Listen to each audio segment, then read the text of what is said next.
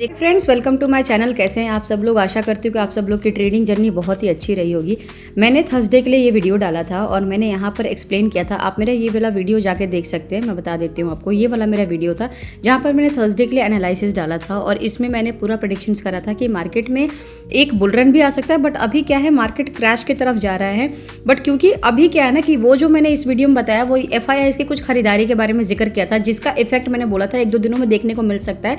हालांकि शुरुआती में ना मिलके आपको 1-2 दिनों में देखने को मिल सकता है और आज के दिन हमें वो देखने को नहीं मिला है क्योंकि FIIs ने काफ़ी हद तक जो है बाइंग की है। निफ्टी का ये चार्ट है। मैंने यहाँ पे एनालिसिस जो है ऊपर के साइड के लिए लेवल के लिए बात किया था क्योंकि यहाँ पर बहुत ही अच्छी क्वांटिटी में FIIs ने बाइंग की है और इसका असर आपको मार्केट में देखने को मिल सकता है। डेफिनेटली आपको आज कल में, या हो सकता है कल फ्राइडे है और मार्केट का जो है वीक का एंड है, तो हो सकता है कि आपको मंडे में देखने को मिले। बट ये जो क्वांटिटी है, ये क्वांटिटी आपको डेफिनेटली देखने को निफ्टी में मिलेगा। ये कहीं से भी आप इसको इग्नोर नहीं कर सकते। ये बहुत भारी भरकम में 60,000 करोड़ के आसपास ऑप्शन इंडेक्स ऑप्शंस में बाइंग हुई है FIIs की तरफ से। इवन DIs ने भी यहाँ पर बाइंग की है, तो ऑल ओवर देखा जाए तो 60,000 से ऊपर ही है।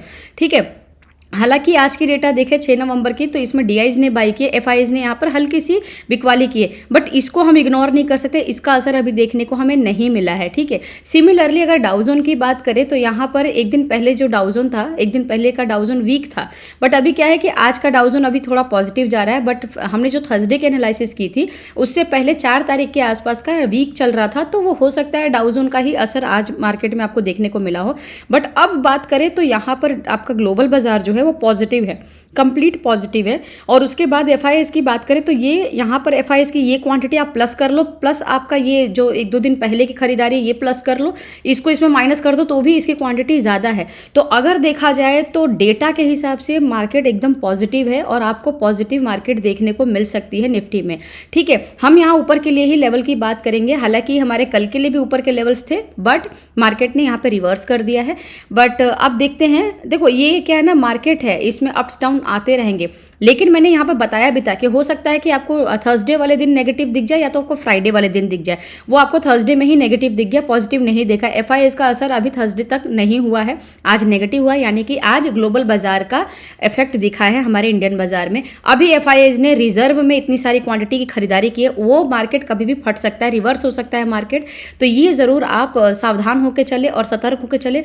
हर कोई पुट में और सेलिंग में ना करे, अपने आप को ट्राई, थोड़ा आप कॉल में भी ट्राई कर सकते हैं क्योंकि डेटा अभी स्ट्रांग है।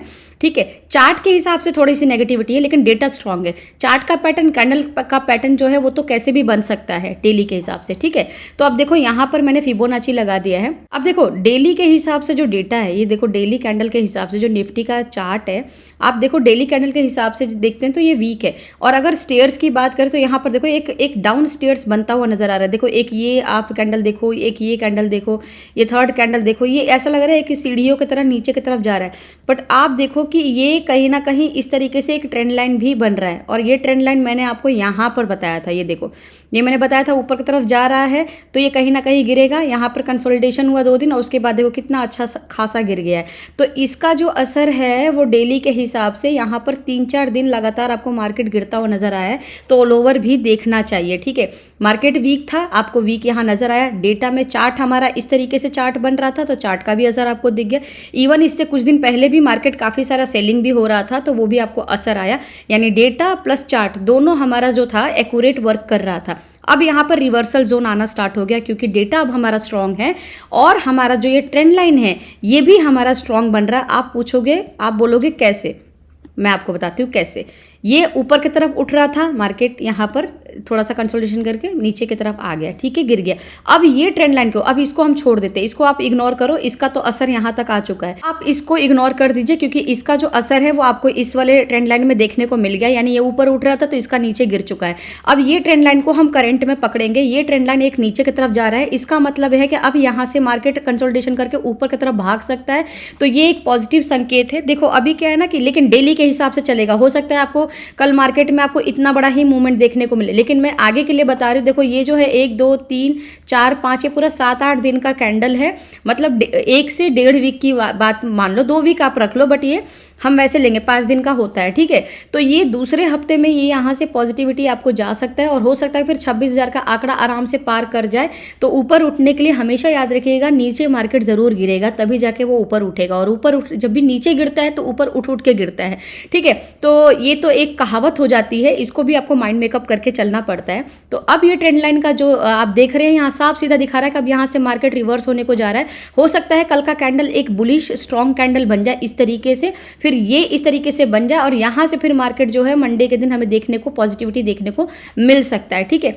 अब ये एक बार आप इसको नोट कर लो, क्योंकि ये जो है ये बहुत ही इंपॉर्टेंट पॉइंट है जो मैं यहाँ पर आपको एक्सप्लेन कर रही हूँ। अगले हफ्ते के लिए फ्राइडे के बाद जो अगला हफ्ता आएगा वो पॉजिटिव मार्केट हो सकता है, क्योंकि यहाँ पर एफआईआईज ने बहुत ही ज़्यादा बल्क में खरीदारी की है और ग्लोबल बाजार भी स्ट्रांग है। प्लस हमारा जो ट्रेंड लाइन बनता हुआ नजर आ रहा है डेली कैंडल पे हमारे निफ्टी के चार्ट में, वो भी पॉजिटिव बनता आ रहा है। मार्केट रिवर्स कर सकता है ऊपर के साइड का, तो ज़्यादा पैनिक ना हो, नीचे के साइड बार बार प्लान ना करें, ठीक है। अब यहाँ पर हम डेली कैंडल पे किस कल के लिए हम यहाँ पे एनालिसिस करते हैं, तो इसको मैं यहाँ से रिमूव करती हूँ और अब हम एक्सप्लेन करेंगे कि कल के लिए आपको इंट्राडे में कैसे प्लान करना है। तो सबसे पहले आप क्या कर सकते हैं, देखो इंट्राडे के लिए सबसे पहले इस कैंडल पे आप फिबोनाची लगा लो, ऊपर के लिए और नीचे के लिए भी। मैंने यहाँ पे 2 लेवल्स इसलिए ऊपर और नीचे के लिए लगाए हैं, बिकॉज देखो अभी क्या है कि मार्केट का यहाँ पर मैंने अभी एक्सप्लेन किया कि यहाँ पर कंसोलिडेशन भी हो सकता है 1-2 कैंडल का। हमें क्या चाहिए, हमें चाहिए इस तरीके से पॉजिटिव कैंडल। हमको क्या चाहिए, हमको कुछ ऐसा कैंडल चाहिए, ये रिवर्सल जोन का एक कैंडल होना चाहिए। हमको कुछ ऐसा कैंडल चाहिए जिससे कि हम यहाँ से डिसाइड कर पाए कि अब मार्केट ऊपर जाएगा। वो हमारे कल के फ्राइडे के कैंडल ही आपको यहाँ पर बताएगा, ठीक है। और हो भी सकता है क्योंकि ये एक कैंडल कंसोलिडेशन भी हो सकता है। अब ज़रूरी नहीं है कि इतना हाइट तक जाए, ये हाइट यहाँ तक का भी हो सकता है, 25,670 का भी हो सकता है।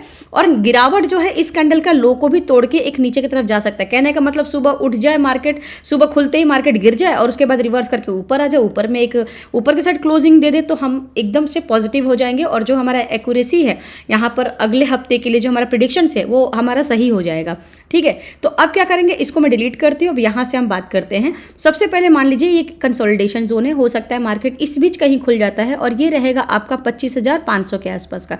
25,550 ले लो, 25,550 के आसपास अगर मार्केट कहीं खुल जाता है, आधे घंटे तक देखेंगे कि आपका मार्केट जा किस साइड रहा है, ऊपर या नीचे। अगर ऊपर के साइड जाएगा तो इसी कैंडल का हाई लेंगे। देखो कहने का मतलब ये है, ज़रूरी नहीं है आप सुबह ही आते ही एकदम से इसमें एंटर कर जाओ और आपको लगता है मार्केट ऊपर जा रहा है तुरंत पैसे लगा दो, ऐसी ज़रूरत नहीं है। हाफ एन आवर तक देखो, 3 बजे तक मार्केट खुला रहता है, ठीक है, 3:30 तक, 3:15 तक रहता है। आपको क्या करना, आपको 3:20 तक ही क्लोज करना है ना। आप 3 बजे तक लेके चलो, फिर भी 3 बजे तक मार्केट खुला रहता है, तो आप 12 बजे ले लो, आप 1 बजे ले लो, कभी भी ले लो। बट कई लोग सुबह प्रेफर करते हैं, तो सुबह के लिए सबसे अच्छा है, क्योंकि सुबह में मूवमेंट ज़्यादा होता है। सुबह के लिए सबसे अच्छा आपको क्या करना पड़ेगा, देखो क्या करना, आधे घंटे तक कुछ मत करो, आधे घंटे बाद देखो कि इस कैंडल का हाई तोड़ता है कि नहीं। अगर ऊपर की तरफ जाता है तो इस कैंडल का हाई रहेगा 25,670। 25,670 जैसे ब्रेक करता है, ठीक है, आप बिंदास होकर ऊपर के साइड के लिए प्लान कर सकते हैं। और फिर आपका जो लेवल रहेगा वो आप 50-50 पॉइंट का आप टारगेट लगाकर, मतलब रेसिस्टेंस 1, रेसिस्टेंस 2, रेसिस्टेंस 3 करके आप ऊपर के साइड प्लान कर सकते हो, ठीक है। रेसिस्टेंस R1, R2 ऐसे करके आप प्लान कर सकते हो। छोटे छोटे लेवल्स पे प्लान करके एक लॉट से करिए, प्लान करते करते आप उसमें कुछ गेन करिए और हमेशा ट्राई करें 5, 10, 15 मिनट में आप क्लोज कर दो ट्रेड को, वापस से पैसा आ जाएगा, फिर से आप पैसे लगा के नया गेन कर सकते हो, उसको होल्ड मत करना, ठीक है। तो आप देखो कि इसका जब हाई टूट जाएगा तो ऊपर की तरफ जाएगा, तो उसके बाद 50-50 पॉइंट का, 30-30 पॉइंट का, अपने श्रद्धा अनुसार जितना आपको लगता है कि मुझे टारगेट सेट करना चाहिए, 100 पॉइंट का, 50 पॉइंट का। मेरा तो कहना यही होता है कि हमेशा आप छोटे पॉइंट्स का ही टारगेट सेट करो। हर कॉल पे, हर पुट पे जो भी आप ट्रेड लेते हो उस पर 50 पॉइंट से कम में ही रखना, आप टारगेट करना आपके लिए बेस्ट रहेगा। 20-30 पॉइंट का टारगेट रखो और अचीव करो, फिर वापस से 5-10 पॉइंट का टारगेट रखो, फिर अचीव करो, ये बेस्ट है। थोड़े थोड़े करके गेन कर सकते हो, ठीक है। तो यहाँ पर R1, R2, R3 लगा देना। उसके बाद 25,790, जब 25,790 पर भी सस्टेन करता है कैंडल, तो यहाँ से हो सकता है कि एक बार डिप लेने आ सकता है। और डिप कहाँ लेने आएगा, इसी कैंडल के लो हाई तक आएगा। इसी कैंडल का हाई क्या है आपका 25,670, इसी कैंडल के लो तक, इस कैंडल का हाई तक यहाँ पर सपोर्ट लेने वापस आ सकता है। यानी ऊपर तो गया बट वहाँ से वापस से मुड़ के यहाँ आ गया, तो कोई दिक्कत की बात नहीं। यहाँ से आने के बाद वापस से ये रिवर्स करके जा सकता है। और देख लेना आप कि अगर इसके ऊपर वापस से 25,790 को भी तोड़ के ऊपर जाता है तो आप एक टारगेट सेट करते हो, यहाँ पर 25,821 का सेट कर सकते हो। उसके बाद मेरा एक और टारगेट है, ये तो आपका R1, R2, R3 हो गया, या R4 हो जाएगा। R5 आपका जो होगा वो ये रहेगा R5, ठीक है, वो क्या रहेगा 25,846 का, ठीक है। बट अगर यहाँ से रिवर्स करके यहीं से सस्टेन करके वापस नीचे चला जाता है, क्योंकि कंसोलिडेशन जोन वाला अभी कैंडल कल बनने वाला है, तभी जाके मार्केट बम्पर ऊपर की तरफ जाएगा, ठीक है। और मंडे में ऐसा फट सकता है ऊपर के लिए। तो कल का जो कैंडल है वो साइडवेज टाइप कंसोलिडेशन कैंडल है, ऊपर भी जा सकता है नीचे भी जा सकता है, क्योंकि मैंने बताया कि इस तरीके से ट्रेंड लाइन बना है। तो यहाँ पर 1-2 दिन का वो थोड़ा सा रिट्रेसमेंट करेगा, ऊपर नीचे दोनों के मूवमेंट देगा। ऊपर गया नीचे आया, अब जब नीचे आएगा तो सपोर्ट 1 इसको मान लेना। अगर ऊपर जाके नीचे आता तो सपोर्ट 1 आपका यही रहेगा S1, ये इसको S1 मान लो, ठीक है। कौन सा S1? इस कैंडल का हाई क्या है 25,670, S1 हो गया। S2 किसको मानोगे? S2 आप इसको मान लो, क्या है 25,625 का। देखो पॉइंट कितने कम कम है, इसी को मानना है आपको, ज़्यादा बड़े बड़े टारगेट्स नहीं लेना है, ठीक है। आप क्या करोगे, S1 जो रहेगा आपका S3 आपका रहेगा 25,550 का, ठीक है। उसके नीचे और आप आएंगे तो ये वाले कैंडल का जो लो रहेगा वो रख लो, नहीं तो ये वाला आप सपोर्ट ले लो एक और 25,480 का, 25,480 का आपका S5 रहेगा, ठीक है। S5 रहेगा, S5।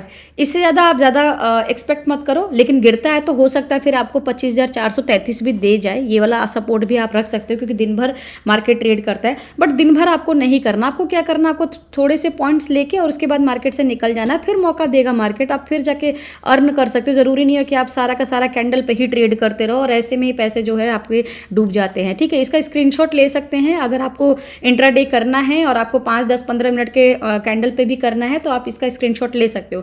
बाकी मेरा कहना यही रहेगा कि हमेशा कैंडल को देखने के लिए 15 मिनट, 10 मिनट, 5 मिनट का कैंडल डेफिनेटली देखें। 1-2 मिनट के कैंडल देख के बिल्कुल ट्रेड ना करें। अगर आप सिर्फ 1 साल से ट्रेडिंग कर रहे हो तो, या आप बहुत नए हैं, बिल्कुल भी मत करिए, ठीक है।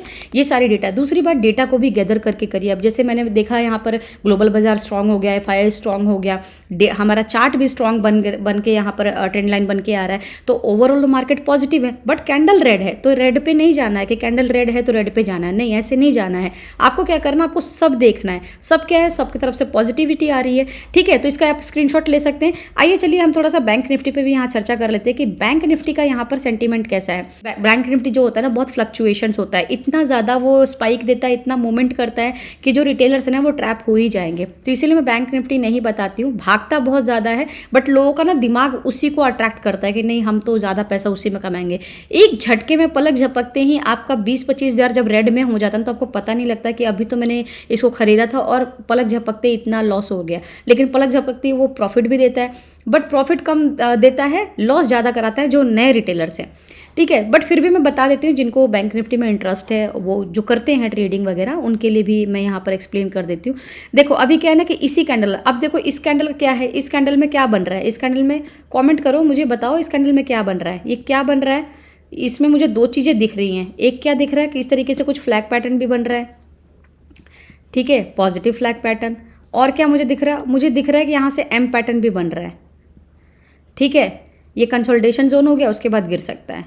ऑलरेडी यहाँ पर जो बैंक निफ्टी ने हाई दे चुका है, बैंक निफ्टी का ऑलरेडी हाई 3 बार आ चुका है इस साल में, ठीक है। अभी साल अभी खत्म होने वाला 1-1.5 महीना भी है, बट फिर भी बैंक निफ्टी ने अपना हाई दिया है। निफ्टी में ऐसा कुछ भी नहीं हुआ है। तो 2 पैटर्न बन रहे हैं, फ्लैग पॉजिटिव करेगा, M आपका नेगेटिव करेगा, ठीक है। यहाँ पर आपको थोड़ा सा चार्ट पे भी क्या पैटर्न बन रहे हैं वो भी समझना आना चाहिए, ठीक है। चलिए अब क्या है ना कि मैं इसका पॉजिटिव और नेगेटिव दोनों पर बात करूंगी। तो आप देखोगे कि यहाँ पर क्या है कि ये कैंडल का एक विक जो है, मैंने विक पर भी कई बार चर्चा करती हूँ, हर वीडियो में बताती हूँ विक क्या होता है। देखो यहाँ पर विक का पड़ रहा जो है ज़्यादा है, प्रेशर ज़्यादा है। और यहाँ पर ये देखो, ये नीचे वाला जो होता है कॉल्स का होता है, ऊपर वाला पुट का होता है कि कॉल वाले यहाँ पर प्रेशर तो ऊपर लगा रहे हैं कि हम और ऊपर लेके जाएंगे, बट ऊपर से प्रेशर ज़्यादा है इसलिए वो नीचे दब गए। तो इसमें क्या है, सेलर और क्या बोलते हैं, सेलर और बायर्स दोनों यहाँ पर अटके पड़े, बट बायर्स यहाँ पर थोड़े बहुत हैं। सेलर्स ने प्रेशर यहाँ पर हावी हो गया है, मतलब इसके ऊपर बहुत हावी हो गया कि मार्केट और नीचे गिराएगा। तो मैंने जो फिबोनाची लगाया थोड़ा सा ऊपर और नीचे के लिए अभी बताया है। यहाँ पर आपको हो सकता है कि कल मार्केट में थोड़ा बहुत यहाँ पर ऊपर की साइड मूवमेंट दिखे, बट बैंक निफ्टी पूरा नेगेटिव है। यहाँ पर अभी नेगेटिव है, क्योंकि अगर देखा जाए तो ऑल ओवर यहाँ पर देखो यह हाई लगा चुका है, हाई के नीचे ही थोड़ा थोड़ा ट्रेड कर रहा है। तो मुझे लगता है कि बैंक निफ्टी थोड़ा सा और नीचे की तरफ जा सकता है, पर कल के दिन थोड़ा सा आपको कंसोलिडेशन जोन दिखेगा, प्लस भी दिखेगा, माइनस भी दिखेगा, यानी आपको कॉल्स की साइड भी आपको मूवमेंट मिलेंगे और पुट के साइड भी। अब देखो यहीं पर मैं एक्सप्लेन कर देती हूँ, क्योंकि हमारा ओवरऑल आप देख ले ये कैंडल वीक है, ऑलरेडी मार्केट भी वीक है इसका, ठीक है। अब क्या करेंगे हम, सबसे पहले यहाँ पर इसको मैं आपको हॉरिजॉन्टल लाइन दिखा देती हूँ, जिससे कि आपको थोड़ा ट्रेडिंग करने में ईजी होगा। तो ये रहा बैंक निफ्टी का, ये मेरे थोड़े बड़े बड़े लेवल्स है, आप चाहो तो इसके छोटे छोटे लेवल्स भी लगा सकते हो, इस तरीके से आप लेवल्स लगा सकते हैं। इससे क्या रहेगा कि आपको ना थोड़ा इंट्राडे में ट्रेडिंग करने में ईजी रहेगा, ठीक है। अब क्या करना है, देखो ये क्या है, विक बड़ा है, यहाँ का विक छोटा है, तो डेफिनेटली सेलर्स यहाँ पर हावी है। तो कल के दिन हो सकता है कि यहाँ पर एक गैप डाउन भी खुल जाए, बैंक निफ्टी की बात कर रही हूँ। तो 57,390 यहाँ के आसपास अगर मार्केट खुल जाता है, यहीं पर अगर वो खोल देता है, मतलब नीचे गिरते समय गैप डाउन हो जाता है, तो फिर आपको क्या करना है, ध्यान रखना है, गैप डाउन होने के बाद तुरंत वहाँ से रिवर्स कर जाता है, ऊपर की तरफ मूवमेंट करता है। तो यहाँ पर क्या करेंगे, हाफ एन आवर तक आप चेक करेंगे कि क्या ऊपर जा रहा है मार्केट या वापस से मार्केट नीचे ही जा रहा है। अगर हाफ एन आवर में मार्केट ने रिवर्स ऊपर कर दिया, तो पहले आप यही देख लेना कि 57,524 को ब्रेक करता है कि नहीं। अगर इसको ब्रेक करके यहीं पर सस्टेन करके और ऊपर भागता है, फिर क्या करेंगे, इस कैंडल के बीच बीच में आप टारगेट लगा देंगे, R1 R2 R3 करके, और अपने टारगेट सेट करके ऊपर की तरफ प्लान कर सकते हैं। और जो इसका मेन टारगेट रहेगा वो आपका रहेगा 57,948 का, वो इसी कैंडल का जो है हाई रहेगा। ये हाई को तोड़कर और ऊपर जाता है तो फिर अच्छा खासा आपको मुनाफा मिल सकता है कॉल साइड पे। बट अगर नीचे की बात करें कि यहाँ से गिर के वापस से और नीचे जाता है, तो बहुत अच्छा आपको लेवल्स मिल सकता है। आपका जो S1 रहेगा वो S1 आपका ये रहेगा, S1 आपका ये रहेगा 57,270 का, ठीक है, ये वाला। S2 जो आपका रहेगा वो आपका रहेगा 57,082 का, ये रहा आपका S2, ठीक है। और S3 जो आपका रहेगा वो ये रहेगा, वो रहेगा आपका 56,863 का, ठीक है, ये आपका S3 रहेगा। तो बैंक निफ्टी में नेगेटिव सेंटीमेंट ज़्यादा है, आप इसका स्क्रीनशॉट ले सकते हैं कल फ्राइडे के दिन कैसे ट्रेड करना है उसके लिए। बट ट्राई करें कि आप निफ्टी में लें, बैंक निफ्टी में ना लें। बट अगर आपका बैंक निफ्टी फेवरेट है, तो फिर आप छोटे छोटे पॉइंट्स पे टारगेट लगा सकते हैं, बहुत जल्दी हिट हो जाता है। छोटे छोटे एसएल लगा सकते हैं, छोटे छोटे आप टारगेट लगा सकते हैं। अच्छा, दूसरी बात, आप एसएल लगाना ना भूलें। मतलब अगर आप 100 रुपये का कोई चीज़ लिए हो, चाहे कॉल लिए हो चाहे पुट लिए हो, एटलीस्ट 100 रुपये में आप 80 पॉइंट का आप एसएल, मतलब 80 पर आप एसएल लगा दो, कि मतलब 20 पॉइंट अगर कट जाता है तो आप 80 पे खुश हो, एटलीस्ट 80 का कैपिटल आपका बच गया। सिमिलरली टारगेट अगर आप लगाते हो तो 100 का अगर कॉल या पुट खरीदते हो तो 10 पॉइंट का आप टारगेट लगा लो, कि 10 पॉइंट कमाएंगे, 20 पॉइंट लॉस होता तो कोई बात नहीं। उस 10 पॉइंट को जब कमा लेते हो, उसके बाद फिर से ऐसी एनालिसिस करके ऐसी आप मूवमेंट को कैप्चर करने के लिए फिर से 5-7 पॉइंट का आप टारगेट लगा सकते हो। बट लॉस ट्राई करो कि आपको 10, 15, 20 पॉइंट से ज़्यादा लॉस आप एसएल में ना लगाओ। सो ये मेरा चैनल है, प्लीज़ मेरे चैनल को लाइक शेयर एंड सब्सक्राइब करें।